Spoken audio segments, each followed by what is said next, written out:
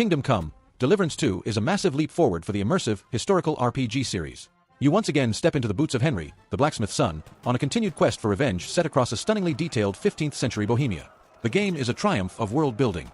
Every town and forest feels authentic and lived in, reacting to your actions in meaningful ways. The story is an epic, often darkly humorous, journey with truly memorable characters and rich, branching quests. The combat system has been significantly refined. It's still challenging and skill-based, but it feels much cleaner and more visceral, especially with the introduction of new weaponry. Pros: incredibly deep, detailed, and reactive open world. A captivating, character-driven story with superb writing. Improved, satisfying, and realistic first-person combat. Massive scope and replayability. Cons: the pace can be very slow and methodical, which won't appeal to everyone. Some core mechanics, like the restrictive save system, might still feel frustratingly realistic. Occasional jonkiness or minor technical issues are present in its massive scope.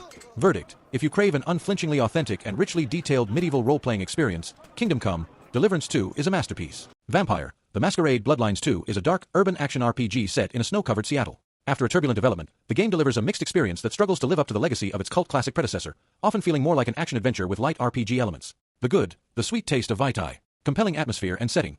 The game nails the neo-Gothic, dark noir aesthetic of the World of Darkness. Seattle is beautifully rendered, and the dark, brooding atmosphere is a major highlight. Strong core narrative and characters. The main story is generally well written, with drama and twists that can be intriguing. The central character, Fire, and the main supporting cast are often engaging, witty, and well-performed. Fun vampire powers. Playing as an elder vampire is a power fantasy. The combat and traversal are the most consistently praised parts of the gameplay, with satisfying abilities like gliding, superhuman sprinting, and telekinetic powers that make you feel like a powerful, ancient creature. The bad, drained of depth. Massively simplified RPG elements.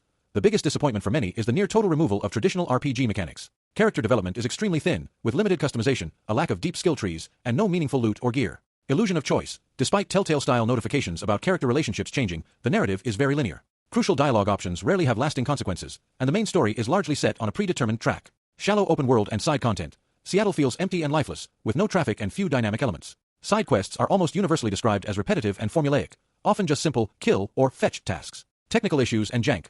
On release, the game is suffering from poor technical performance, including frame rate issues, stuttering, and frequent crashes, particularly on PC. The core melee combat can also be janky and repetitive. Verdict: Vampire: The Masquerade Bloodlines 2 is an uneven game. If you approach it as a linear, atmospheric action-adventure with a strong vampire story and fun powers, you might enjoy your time. However, if you are a fan of the original Bloodlines looking for a deep, system-heavy, choice-driven RPG with robust role-playing, you will likely find the sequel frustrating and a tragic disappointment.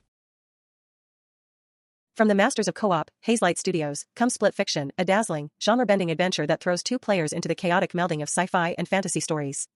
You play as Mio and Zoe, two writers trapped in their own combined imaginations, forced to collaborate to escape. The pros: this game is a non-stop carnival of ideas.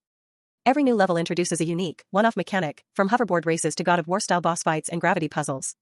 The sheer variety is astonishing, ensuring nothing ever gets stale over the 15-hour playtime. The core co-op is brilliantly designed, requiring constant communication and different skill sets for each player, all easily accessible thanks to the returning, cross-platform Friends Pass. It's visually stunning, polished, and cements Hazelight as the best in the business for shared-screen gaming. The cons: for all its mechanical ingenuity, the story is its weakest link. The two protagonists, Mio and Zoe, start as a very basic, on-the-nose-off couple with predictable character arcs and dialogue that can feel a little cheesy and thinly written compared to the creativity of the gameplay. Furthermore, for experienced gamers, the difficulty is quite low.